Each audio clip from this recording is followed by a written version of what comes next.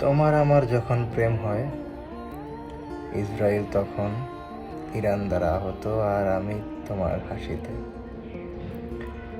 নতুন সরকার না বাজার দর নিয়ন্ত্রণ আনতে পারলো, না আমারে তোমার বারবার দেখতে চাওয়ার আকুলতা। বিরাট কোহলি, রোনালদোরা জিতলো তাদের কাঙ্ক্ষিত ট্রফি, আর আমি জিতলাম তোমার মন।